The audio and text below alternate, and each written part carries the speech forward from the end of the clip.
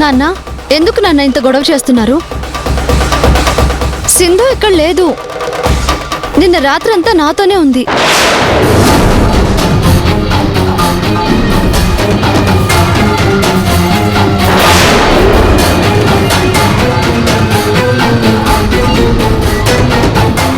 అత్తవాళ్ళు ఇక్కడ ఉన్నారని, నాకేదైనా అవసరం పడుతుందని నాతోనే ఉంది నాన్న.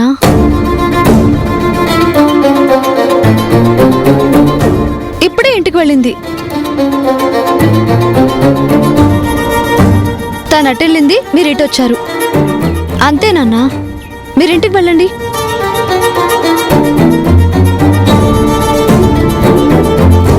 నాన్న ప్లీజ్ నాన్న, వెళ్ళండి నాన్న. నువ్వు నాకు అబద్ధం చెప్పవన్న నమ్మకంతో నేను వెళ్తున్నాను.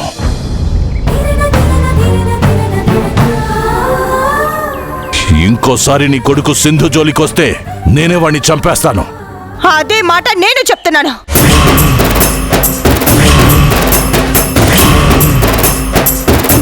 నా కొడుకు జోలికొస్తే ఆ సింధుని నేనే చంపేస్తా.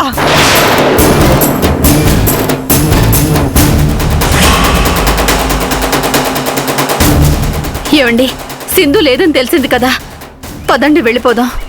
వీళ్ల కోసమా నువ్వు నన్ను కాదని వచ్చింది?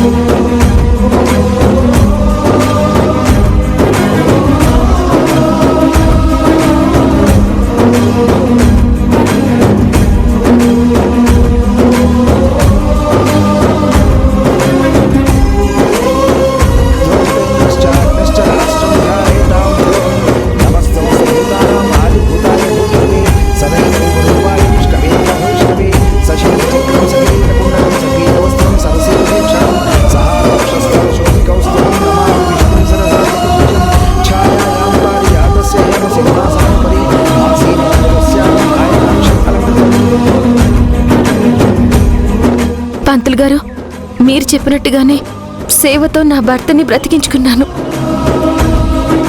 ఇంకా కళ్ళు తెరవలేదు, కానీ ప్రాణానికి ఏం ప్రమాదం లేదని డాక్టర్లు చెప్పారు. ఇదంతా ఈశ్వరేచ్ఛమ్మా.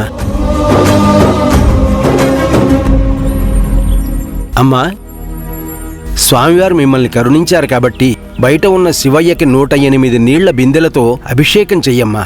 అంతా మంచి జరుగుతుంది.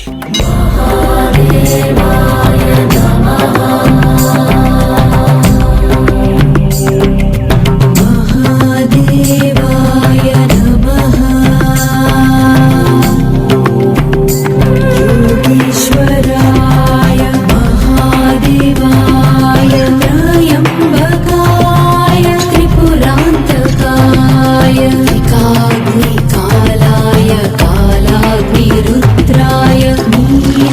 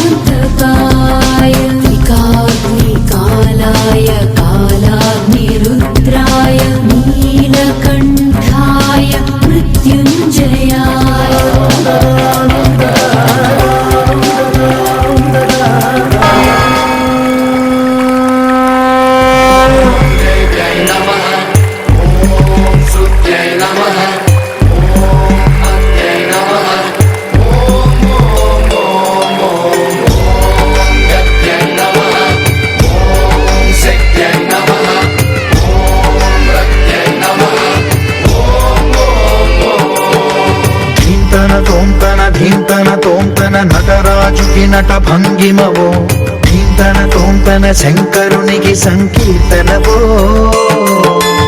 ఈశ్వరుడే అనునిత్యం తనలో తలచుకునే ఓంకారమువో శివ హృదయం కరిగించే ఆ పంచాక్షరివో నీ మదిలో మహాదేవుడినే కొలుగుంచగా కైలాసమువో అతని పాదము చందన వెలిగే హారతివో పావనునికి పరమేశ్వరుడిని అందించే మంత్రం నీవేనో ధీంతన తోంతన ధీంతన తోంతన నటరాజుకి నట భంగిమవో ధీంతన తోంతన శంకరునికి సంకీర్తనవో ఈశ్వరుడే అనునిత్యం తనలో తలచుకునే ఓంకారమువో శివ హృదయం కరిగించే ఆ పంచాక్షరివో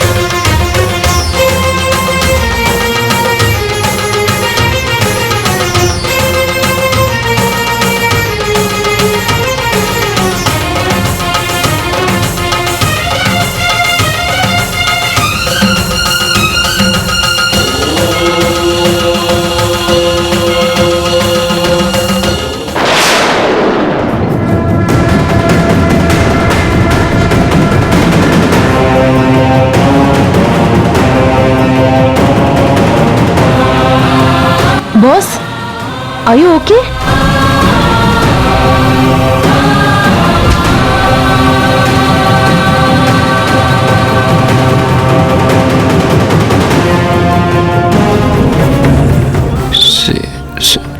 సింధు ఎక్కడ?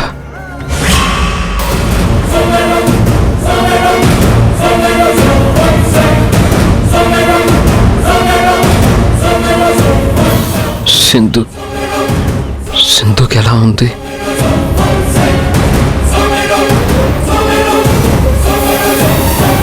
దానికేమవుద్ది అసలు? అది నిక్షేపంగా ఉండి నిన్ను ప్రాణాలు పోయే స్థితికి తెచ్చింది. అయినా ఇంతమంది ఉంటే దాని గురించి అడుగుతావేంట్రా? అమ్మా, నీకు తెలీదమ్మా. అసలేం జరిగిందో మీకు తెలీదు. అన్నీ తెలుసురా. తెలుసా? తెలిసి కూడా అమ్మిలా మాట్లాడుతుందేంటి? మరెలా మాట్లాడమంటావురా అసలు? దానికెందుకు ఎవరు కలుసుంటే ఎవరు విడిపోతే? అది నిన్ను పిలవడం వల్లే కదా నీకు యాక్సిడెంట్ అయింది. పైగా దాన్ని కాపాడిపోయి నువ్వు బలయ్యావు. నీకేమైనా అయ్యుంటే మేమేమైపోయి ఉండేవాళ్ళం? అది ఆలోచించవా అసలు?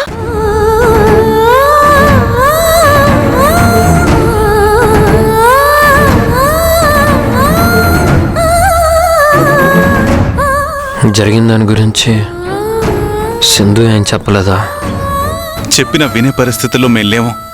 మాకు అవసరం లేదు. అయినా రాత్రి నుండి నీకోసం మేము పడిగాపులు కాసుకొని కూర్చుంటే నువ్వేంట్రా ఆ సింధు గురించి అడుగుతావు అసలు? దాని నీడ కూడా నీ మీద పడడానికి వీల్లేదు. నేనే ఈడ్చుకెళ్ళి ఇంకొకసారి నీ జోలికి రావద్దని చెప్పాను. నువ్వు రావద్దని చెప్తే తను వెళ్ళిపోయిందా? మీతో ఏం చెప్పలేదా? ఏం చెప్పాలి ఇంకా? నిన్ను నువ్వు చూసుకోకుండా సింధు గురించి నీకు అనవసరం రా. నువ్వేం ఎక్స్పెక్ట్ చేస్తున్నావో ఆ విషయం సింధు ఓపెన్ అవ్వలేదు బాస్. నీ లవ్ మ్యాటర్ నాకు తప్ప ఎవ్వరికి లీక్ అవ్వలేదుగా? నన్ను ఇలా చూసి కూడా తనేం మాట్లాడకుండా వెళ్ళిపోయిందా? ఇప్పుడే కదా కోమా నుంచి బయటకొచ్చావు, ఎందుకు పానిక్ అవుతావు? నువ్వు రెస్ట్ తీసుకో. ఆంటీ, మీరు వెళ్ళండి, నేను చూసుకుంటాను. యష్, నీకు మళ్ళీ రీబర్త్ లాంటిది ఇది. ఎక్కువ స్ట్రెస్ తీసుకోకు. Take care. మేడం, రేపు డిశ్చార్జ్ చేసేయచ్చు. అలాగే డాక్టర్. Take care.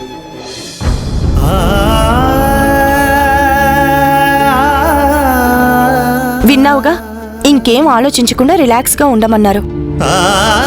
ఆ సింధు గురించి అస్సలు ఆలోచించుకో. దానివల్ల ఈ పెంటంతా అసలు. ఆంటీ, మీరు వెళ్ళండి, నేనుంటాను. రేయ్, నువ్వు ప్రశాంతంగా ఉండాలి, లేదంటే చంపేస్తాను.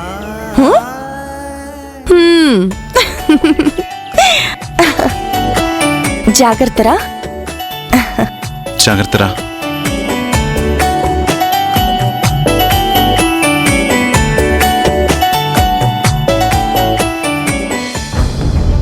ఇంత జరిగాక కూడా ఏమీ చెప్పకపోవడం, అసలు ఏం జరిగింది? ముందు నువ్వు కూల్గా పడుకో, మాట్లాడడానికి చాలా టైం ఉంది.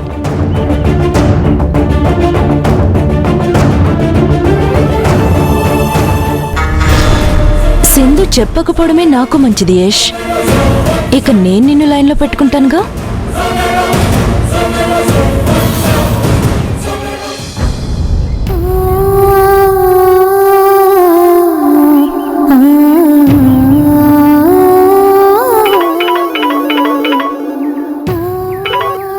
అక్క, యష్కెలా ఉంది? నీ భర్త కళ్ళు తెరిచాడమ్మా.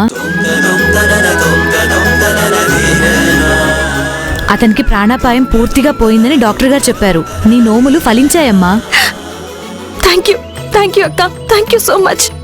మంచిదమ్మా, జాగ్రత్త.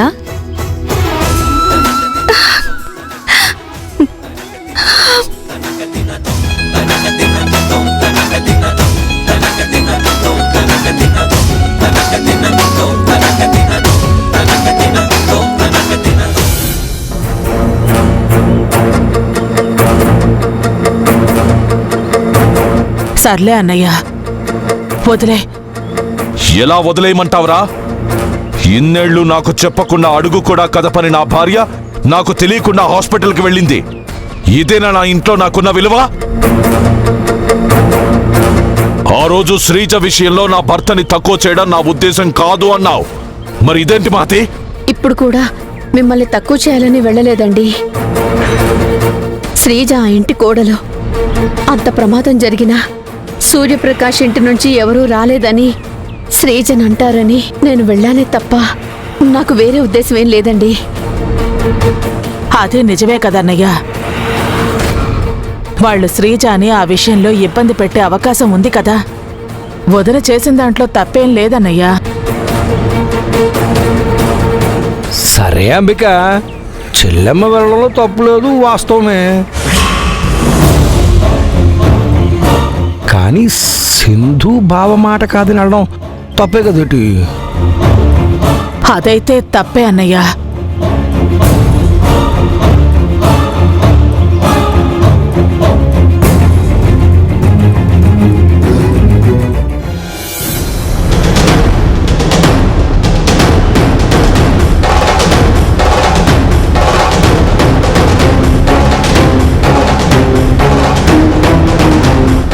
తప్పేలా అవుతుందమ్మా? వాళ్ళిద్దరూ చిన్నప్పటి నుంచి ఫ్రెండ్స్ కదా, ఆ మాత్రం కర్టసీ ఉంటుంది కదా. ఆ కట్టసి వాళ్లకుండాలి కదరా. ఎన్ని మాటలు అన్నారో తెలుసా? చూడమ్మా, మనిషి ప్రాణం పోతున్నా కఠినంగా మాట్లాడుతున్నాడే మా నాన్న అని నీకు నా మీద కోపం రావచ్చు.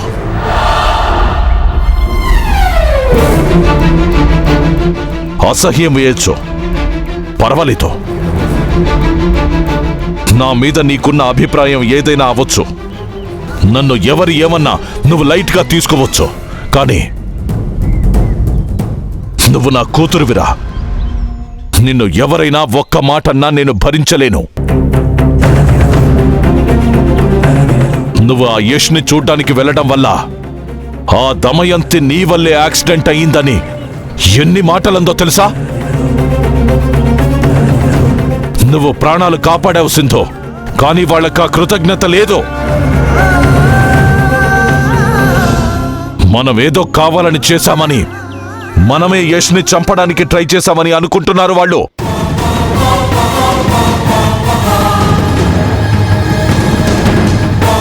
నీకెందుకే వాళ్ళ మీద అంత అభిమానం?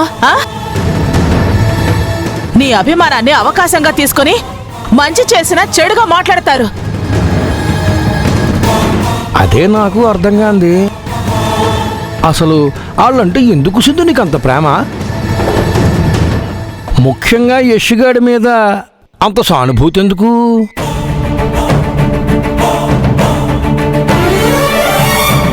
చెప్పమ్మా, మామయ్య అడిగిన దాంట్లో తప్పేముంది? ఆ రోజు యష్ని కలవనని నాకు మాటిచ్చావు, మళ్ళీ మాట తప్పావు. అసలు నీ సమస్య ఏంటి సింధు?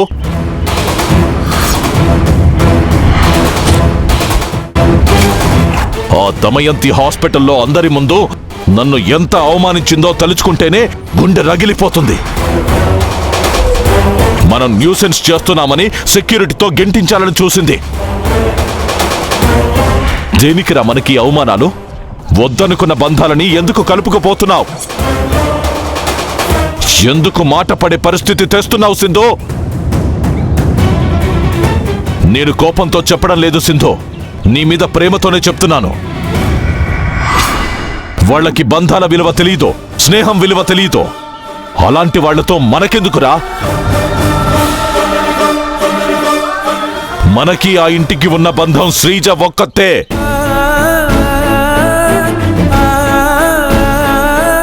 మీ అక్కని చూడ్డానికి వెళ్ళు, నేను ఆపను. తన క్షేమం కోసం నువ్వేం చేసినా అడ్డు చెప్పను. అంతేకాని ఆ కుటుంబంలో ఇంకెవరి మీద ప్రేమ చూపించినా, అభిమానం చూపించినా నేను ఊరుకోను. ముఖ్యంగా యష్.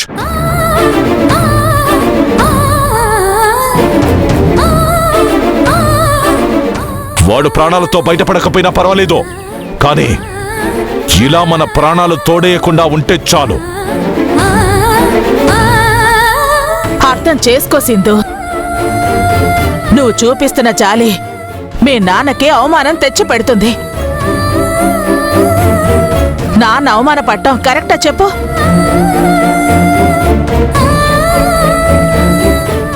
సింధు, ఇంకెప్పుడు రిపీట్ అవ్వద్దు, సరేనా? వెళ్ళు. వదినా, తీసుకునెళ్ళు.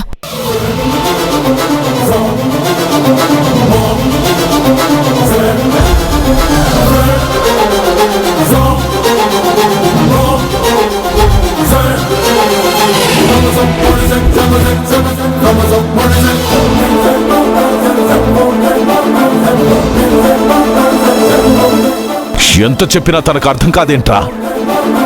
వదిలే అన్నయ్య, ఇక మీదట అలా జరగకుండా నేను చూసుకుంటాను.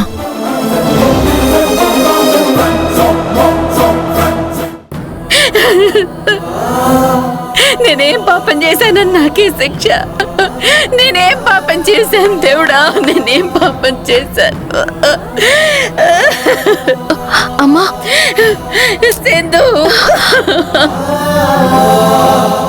ఏంటి నాకు కర్మ? మీ నాన్న ద్వేషం మీ ప్రేమను బలి తీసుకునేలా ఉందే. నీ జీవితం ఏమవుతుందోనని నాకు చాలా భయంగా ఉంది సింధు. అమ్మా, ఏం కాదమ్మా, నువ్వేం కంగారు పడకు. ఇది ఎలా డీల్ చేయాలో నాకు బాగా తెలుసమ్మా. ఎలాగే మీ నాన్నకి ఆ కుటుంబం మీద ద్వేషం రోజు రోజుకు పెరిగిపోతూనే ఉంది. ఎలా పోగొడతావే? అసలు యాక్సిడెంట్ ఎలా జరిగింది? మారుతి మావయ్య నన్ను చంపడానికి ప్లాన్ చేశాడమ్మా.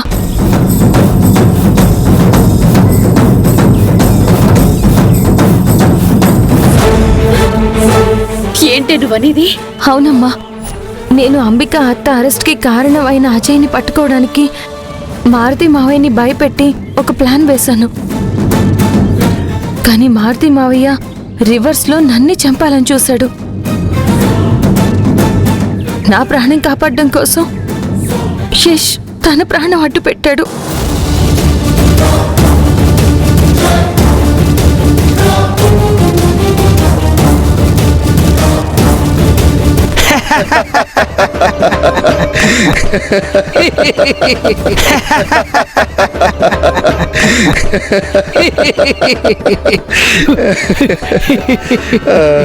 సింధుకి మీ మామ మామూలుగా ఇవ్వలేదురా, దాని మొక్క పిచ్చక మొక్కం అయిపోయింది. సింధుని పక్కన పెట్టినానా, మన ముందు సింధు గురించి గొప్పగా మాట్లాడి సింధు ఇంట్లో ఉన్నట్టు కలరింగ్ ఇచ్చిందే మహతి అత్త, ఆవిడి మొహం మాడిపోయిందనుకో.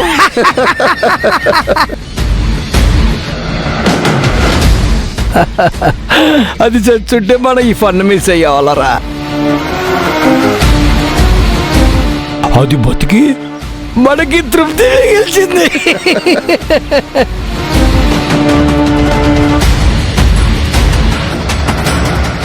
ఆ చెయ్యిని అడ్డం పెట్టుకుని నన్నంత ఆడుకుందరా అది. నాలో అది కలిగించిన భయం, దానిలో యష్గాడు చస్తాడేమో అన్న భయంతో సమం చేశానురా.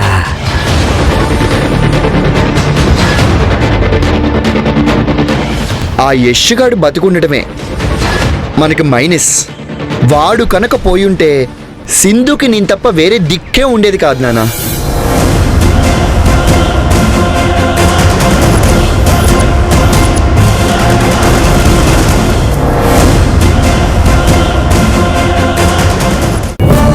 పిచ్చి పట్టిందా నీకు? చరణ్తో చనువుగా ఉంటావా? చరణ్ మారుతీలని వాళ్ళ కన్ను వాళ్లే పొడుచుకునేలా చేస్తాను. నేను వాడే మొదటి ఆయుధం డివైడ్ అండ్ రూల్.